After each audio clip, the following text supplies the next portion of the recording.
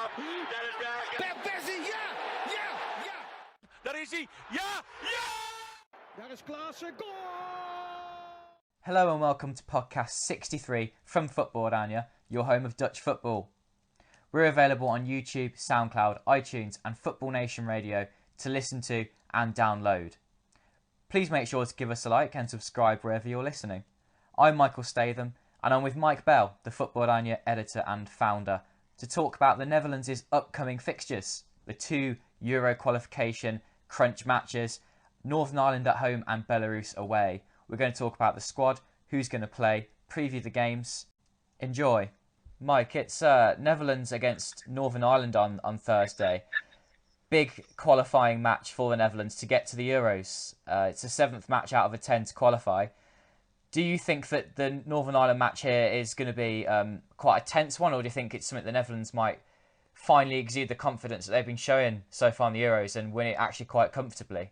For me, I'm hoping it's going to be a comfortable evening. On paper, Northern Ireland should be no match for the Netherlands. I know they've been in some good form during this qualifying campaign so far, but if you look at before this qualifying campaign and their results in the Nations League, even some friendlies, they don't really travel very well. It's only really been during this qualification campaign that they beat Estonia away, they beat Belarus away, but then we saw their level last time out and they got beat 2-0 by Germany. So you'd expect that Netherlands, full of confidence at home, going on the attack should be too much for this Northern Ireland side.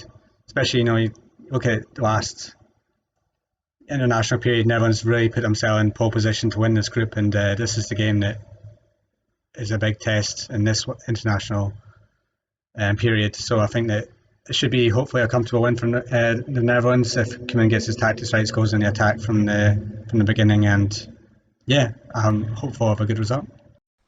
Yeah, as am I, and everyone talks about how Northern Ireland can work really well as a team and grind out results. They lost 2-0 to Germany, like you mentioned there, Mike, but before that, a 1-0 win against Luxembourg, 1-0 win against Belarus. Before that, if you keep going further back, beat Estonia 2-1, Belarus 2-1, so they do grind out results. They would have to really try and make the most of any opportunities they get in the Netherlands. But personally, I don't see a shock happening, and like you say, if Koeman gets his tactics right, it's going to be a comfortable evening because the quality they have, Northern Ireland, is very limited. I think their only real danger man who's likely to cause any problems will be Stephen Davis, and he's a 34-year-old midfielder, a good player, but you'd think that Frenkie de Jong, say, might just nullify his threat out of the game and try and pass his way through using all the pace and the passing, and they just will get through that tight sort of Northern Ireland defence. They've been playing 4-3-3. I'm just going to check the formation they played against Germany, actually, because they kept them out for a long, long time. It was only that second goal for Germany really late in the match. Yeah, they were playing a 4-3-3 then. In my opinion, it's quite risky because even though they probably were quite compact, I think unless they go to a 5 at the back, they're going to find it really difficult to keep the Netherlands out. You were alluding to the tactics there, Mike. How do you think Koeman should set his side to play, and are there any players that you would introduce into the lineup that have not played recently? Well, I think Koeman's going to stick with what he's done recently, and he's going to stick with 4-3-3. I think that the lineup mostly, again, picks itself. I think we talk about the fact that Koeman is very consistent with his squad selections, and he's very consistent with his team selections as well. I don't see any really big questions. There's only really 2 positions that are really not nailed down in the lineup, and I think that's a right back. You got Veltman or Dumfries for that position. I think that because it's a game where you expect Netherlands are going to be on the attack, most of it, you'd think that Dumfries is the better option for that with his pace. And then one of the wings spots, I think that Memphis is going to start for the middle again. I think he will start with Babel. And then the other wing spot is basically you got 3 men for it. You've got Daniel Malen, who I think should start. He's in absolute sensational form for PSV, scoring goals left, right and centre. I think he's the best man for it. But then you've got Bergwijn back. He missed out last time for injury, but he's back in the squad. And then you've got Quincy Promes, who's actually playing well for Ajax at the moment. So Koeman's got options for that right wing slot. I'd rather see Malen start. I think he did well in the last international period, and he got his goal against Germany. He's in red hot form for PSV, and I think that he'll cause Northern Ireland's defence a lot of problems if he does start. I like your point about Quincy Promes there. He definitely is coming into form now. I think it really needs to be handed to Erik ten Hag with how well he's been playing. When he signed for Ajax, there was a lot of expectation that he'd play a lot of games. He didn't. And I think that comes down to Ten Hag actually keeping him lying in waiting on the bench, watching how Ajax play, getting a hold of that, but also getting hungrier and hungrier, just waiting to play. I think it's quite a clever thing that Ten Hag's done, not just once at Ajax, because he did it with Donny van der Beek as well, and look how important he is now for the Ajax team. Because at the start of last season, he didn't play a lot of games. I think we've seen it again with Promes. Just want to touch upon Daniel Malen, Mike. He did exceptionally well yet again for PSV, scoring a double against Rosenborg in the Europa League. Why is Malen scoring so many goals? His rate is almost a goal per game. Okay, if you take away perhaps his 5 goals against Vitesse, he would still be averaging at least a goal every 2 games. Still an exceptional record for PSV striker, not just in the Eredivisie but in Europe as well. Is his form as simple as the fact that he's now gone from a winger to playing as a striker, or is there a lot more to that? I think that he's just very comfortable playing in the striker role. It's what he did in his youth. It's only when he went to Arsenal, he got pushed out into a wing and he started as a winger at PSV. But you see, this season with Luuk de Jong gone, he's got his chance and he's taken it with both hands. He's just such a handful for a defence. He's strong, he's really quick, he seems to time his runs perfectly. And in front of goal, he's just a really good finisher. We've seen it time and time again. He gets a lot of chances because of his pace and he's got a lot of strength. He can just bustle through challenges. He's a good dribbler. I think that you see that he's one that's really carrying this PSV side at the moment with the goals that he's getting.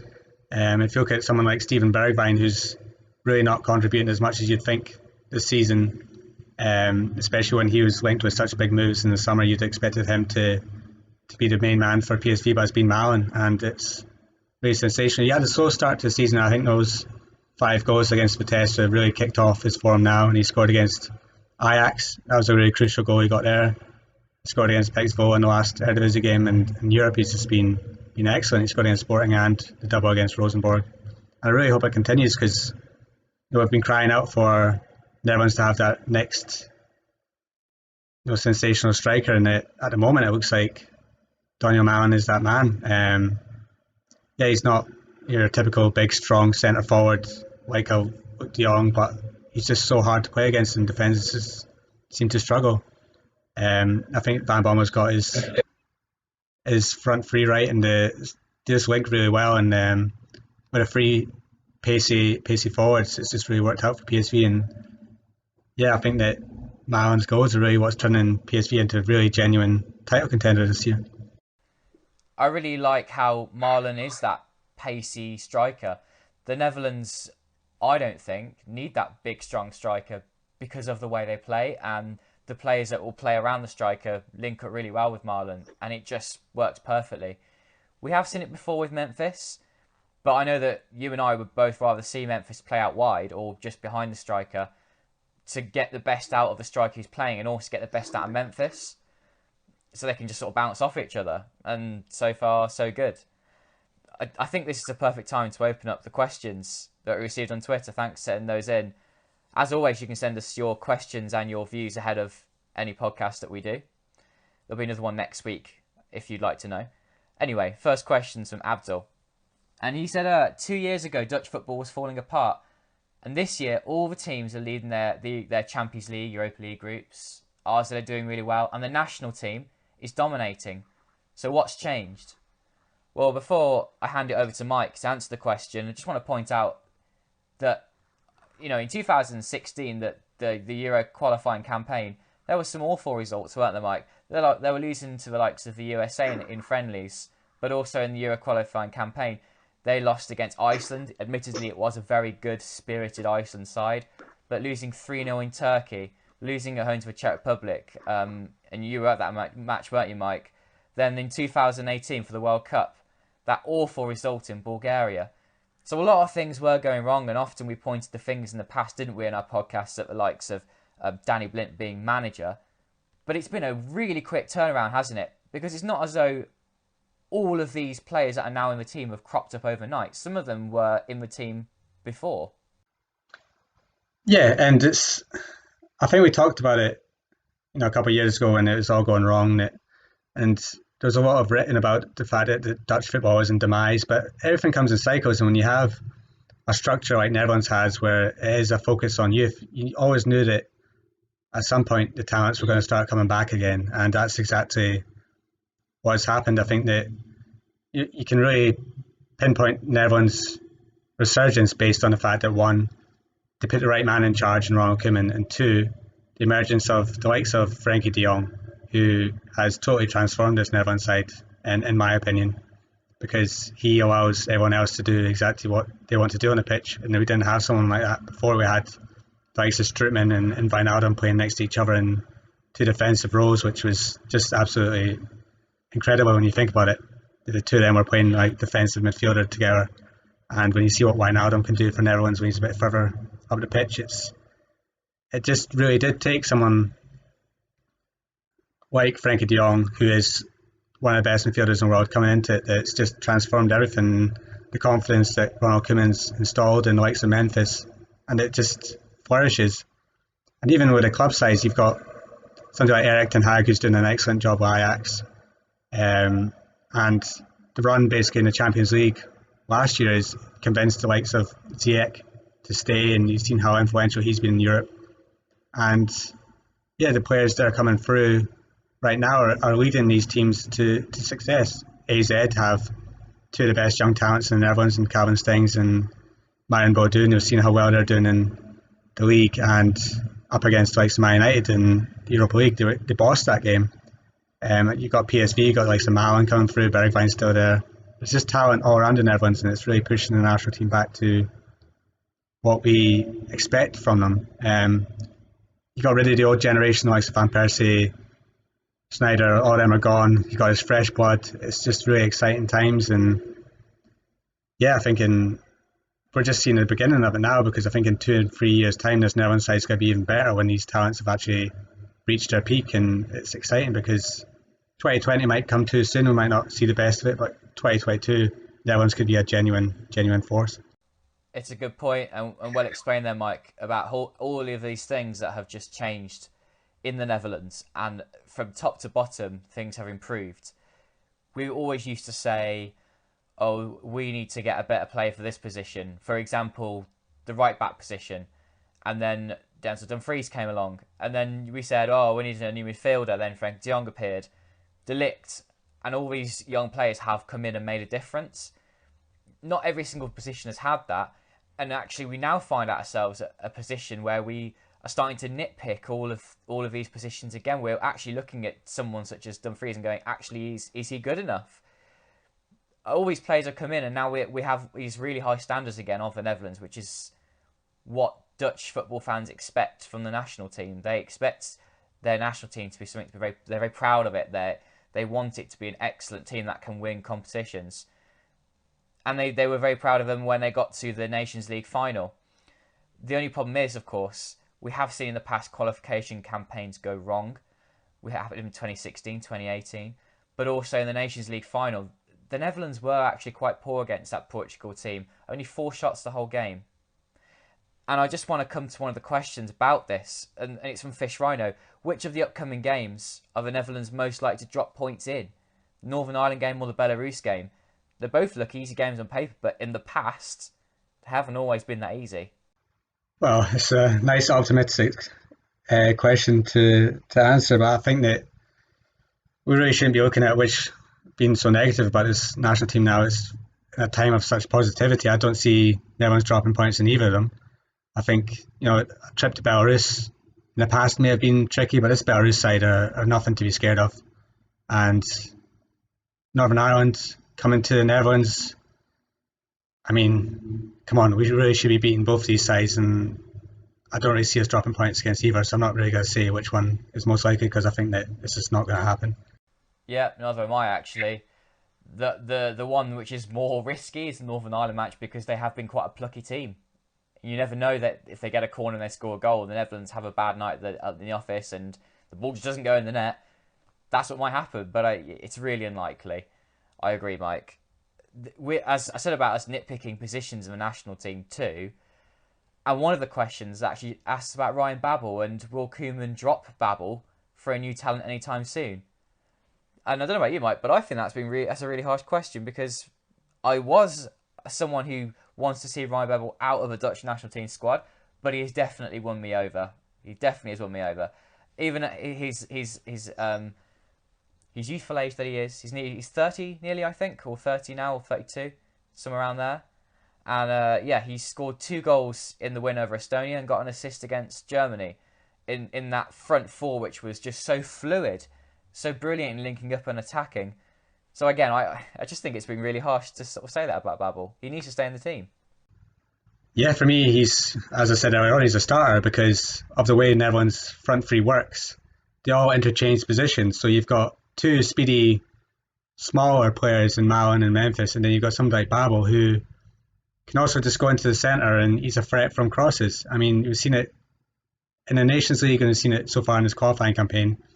Every single time you think that Babel's going to have a bad game, he pops up and scores crucial goals, and he's, for me, crucial to the way Koeman wants to play with his side, and his work rate has been exceptional. He wants this, and he's said his goal is to be at the major tournament, so he wants to be at Euro 2020, and he's going to work hard to get there. And I think that when he pulls on that Netherlands shirt, he's just a totally different player.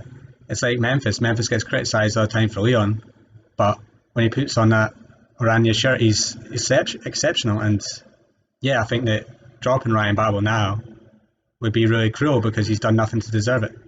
If you look at other players in the squad, if you're looking at, say, adding a Calvin Stengs or a Justin Kluivert, you look at somebody like Steven Berghuis, who hasn't been exceptional for Feyenoord, and say that his position would be interchangeable, or a Kevin Strootman, who's not been very, very good for Marseille for the past year and even Roma before that. But if you look at Ryan Babel, what are you basing it on? The fact that he doesn't really do it all the time for Galatasaray, but he's been popping up with goals for Netherlands, so it doesn't really matter what he does for his club form. As long as he scores the goals for Netherlands, that's all that matters. Koeman sees what he does when he comes to training and what he does in games, and Koeman wants him in the squad, so he stays there. And yeah, I think he will start probably both games in this international period. Yeah, fair play to him. He's really pulled up his performances. Out of these players that Koeman decides to drop for this final selection, we've seen Justin Kluivert miss out, Konkolo, Vilhena, Harteboer, Weghorst, David Prupper and Jeroen Zut, goalkeeper. Prupper and Zut had injuries, so there was no surprises there why they were left out. One of the questions we had on Twitter was about Vilhena. He's often been in the final selection, but not this time. Any reason why that might be? I think that Koeman has gone with Strootman again, I say again, because to me it's baffling that he's gone with Strootman again. And maybe Koeman's just not watched a lot of Krasnodar games in Russia. I know he had a good start there, he's got a couple of goals. I think he got sent off in his last game, so maybe he's not impressing in Russia like he would like to, and Koeman's just went with different names. Vilhena's a battling midfielder, maybe he's just not needed in these 2 games, and then when it comes up against tougher nations, he might add an extra midfielder, but I think this time he's gone for another attacker because I think that's why he's added Berghuis instead. He's taken away a midfielder and he's added an attacker, which to me makes sense. It does, because that means you can put maybe Wijnaldum a bit deeper if you need to and put someone else in the 10, such as Memphis. For these 2 games, that's what's needed. You need to have an extra attacking player on the pitch. So yeah, maybe that is why Koeman's gone for that, although still baffling how Strootman's in the squad. Another question from Twitter about Donny van der Beek. We're really pleased to see him back in the squad, considering he missed the last one. It may well be that van der Beek plays in the 10 position. The question actually relates to how many minutes he might see against Northern Ireland and Belarus. S_Van Den says, in my opinion, at the very least, van der Beek should get a start against Belarus in place of Wijnaldum, just for the sake of mixing things up and trying something new. Donny van der Beek deserves it, and Genie deserves a rest. What do you think about that, Mike? I don't agree. I think if you're looking at the midfield three that Koeman, settles on, he goes with De Roon, Frenkie de Jong, and Wijnaldum in the 10. Van de Beek's capable of playing at 10 and a bit deeper. If you're going to drop anyone from that midfield against the likes of Northern Ireland and Belarus, it'd probably be De Roon. Do you really need two defensive-minded midfielders in there? You could play Wijnaldum next to Frenkie de Jong, or you could play Van de Beek next to Frenkie de Jong and have the other one pushing forward. I think that against these two nations where it's going to be probably Northern Ireland and Belarus sitting back and everyone's having to find a way through them, I would play Wijnaldum and Van de Beek together with Frenkie de Jong sitting deeper. I think that Van der Beek deserves to be back in the team because he has done so well for Ajax. Even though he's been injured, he came back and made a real big impact. Particularly in that game against Valencia. Did you watch the Valencia versus Ajax game, Mike? Because Ajax were absolutely exceptional in that. Yeah, defensively they were great and they took their chances as well. I think that Valencia went close a couple of times. They obviously missed their penalty, but going forward and then playing as a counter-attacking team just suits Ajax to the ground at times because their movement and their passing is just exceptional. And you saw it with the Van de Beek goal, the passing, the way they just cut through Valencia, and this Van de Beek was just eyes cool in front of the goal, and that's the sort of thing you want to see in this national team. And I want to see Van de Beek given his chance finally. But I don't think that dropping Wijnaldum's the answer. I think that playing both of them together is the way forward. Everyone seems to have this thing about national sides. There seems to be two sides of the fence with the Netherlands. Half are saying consistency is key, whilst the other half seem to moan about how Koeman doesn't seem to change many things up.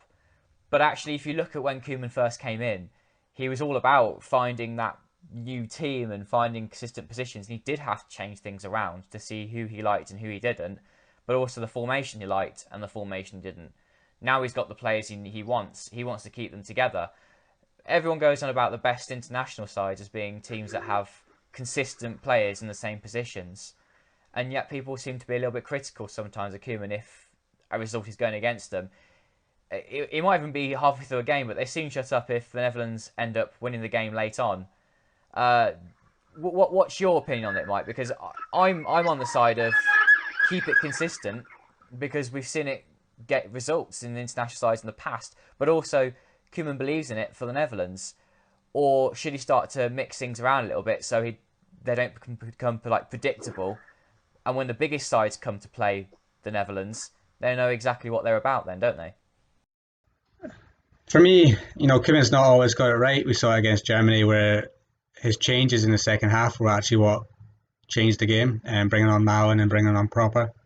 So he does mix it up sometimes, but usually it's when things are going wrong. He make changes that seem to change games. I'm an advocate for giving some youth players a chance, especially over ones that we know aren't going to play. I think we all know that in the last international period, Kevin Strootman, he came on as like a substitute with a few minutes to go in one of the games. He's a player that I think's done with a national team. He doesn't offer anything. Maybe he offers some experience in the dressing room, but I think you've got that from other players, especially when you look at the likes of Van Dijk, who will offer that. You got Sillerson, who's been around for a while, and you got Memphis as a big character. I don't think you need someone like Kevin Strootman in there.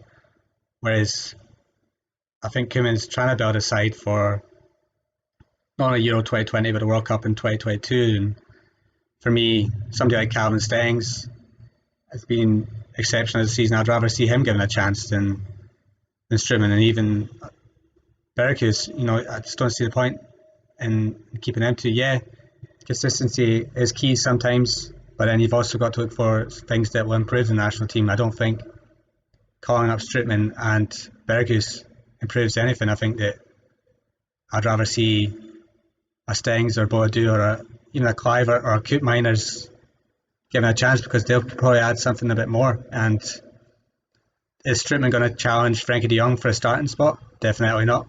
Whereas if you brought in somebody fresh, just making a big impression in a division like Coop Miners, maybe I'll just put a little tiny bit of pressure on Frenkie de Jong. Maybe he needs to raise his game in training. Whereas right now, I think he's going into the Netherlands squad, knowing he's the big man in there and he's going to start every game. So I think maybe that'll become an issue eventually if Koeman just keeps selecting the same players. But I think he will eventually have to turn to some of the talent. Yeah, you don't want to keep someone in the same position forever. You need to give them a little warning that, yes, they are the key player, but they don't get it. They should never take it for granted. A lot of the comments we had on our website, actually, about the final selection were about these RZ players. You were talking about them, Mike. Koopmeiners, Boadu and Stengs. RZ achieved a 0-0 draw against Manchester United in the Europa League on Thursday. And they just were so mature, and they were competitive with Man United, that Premier League side, with all the pace and the power that they have that comes with playing an English team. I think it can almost go a little bit under the radar with just how well RZ did there. They didn't beat Man United, and yes, they were, well, sort of at home, not playing in their own stadium still, of course. But they were better than United on the night and could have won that game. I think that just goes to show how good RZ Alkmaar are at the moment, that these star players are helping them compete against the likes of Man United. Yeah, I think the argument against calling up these AZ players has always been that AZ aren't typically seen as one of the top three in the Netherlands, Feyenoord, Ajax or PSV.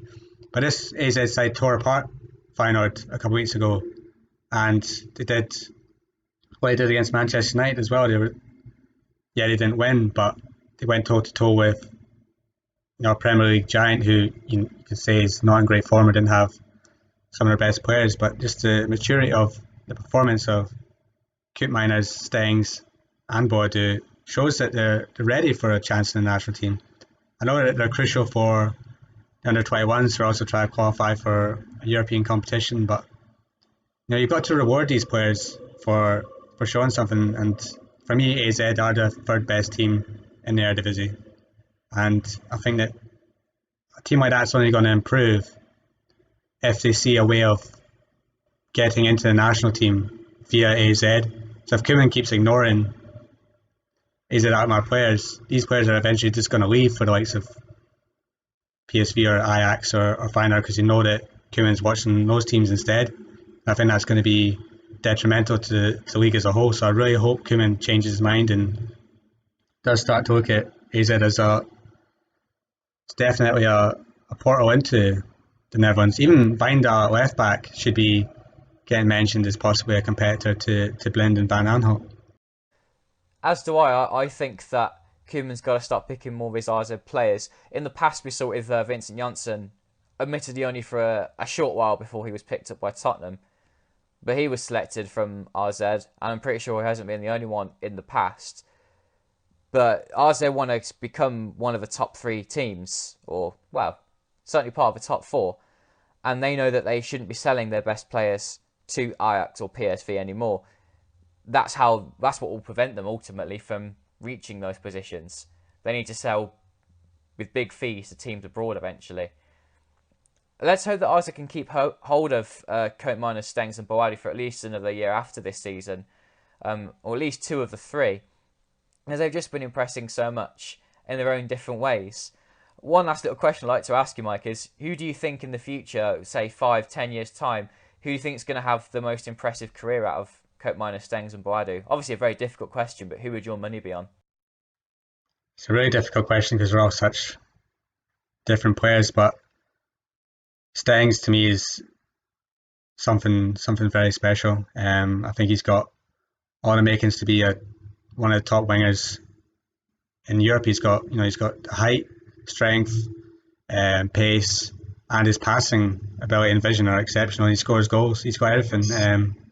I know when he first broke into the AZ side a few years ago, before he got his horrific injury, he was so direct on the ball. He would take it past 2-3 players at a time and then take a shot. He's reminiscent of Arjen Robben. He liked to cut inside and shoot. And that's what I think the sort of talent he has. He can be the next Arjen Robben. Boadu, he's a great striker. He scores goals. We'll see what his level is in the next couple of years. And Koopmeiners, great defensive midfielder. We'll see if he can make a step up from AZ, because he's not, I wouldn't say he's at Frankie de Jong level just yet. So yeah, I think Stengs is the one that, if I was to pick out of all three of them, he's the one that I'd definitely keep my eye on the most. I have noticed more and more this season that Koopmeiners, or at least it looks like he is, he's taking a leaf out of Frank de Jong's book and is becoming that similar kind of player. He's playing a lot deeper in the midfield now, but also is a lot more influential on the ball than he used to be. I think he's developing exceptionally well, and I think Koopmeiners could be the one that ends up progressing the most.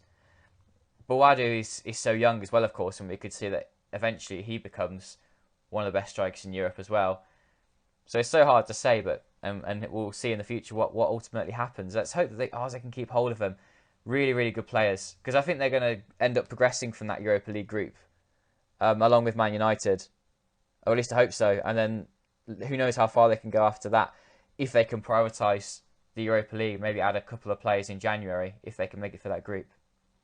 Well, Mike, thank you very much for talking to me in this Football-Oranje podcast, and let's hope for back-to-back brilliant results for the Netherlands and they can qualify for the Euros.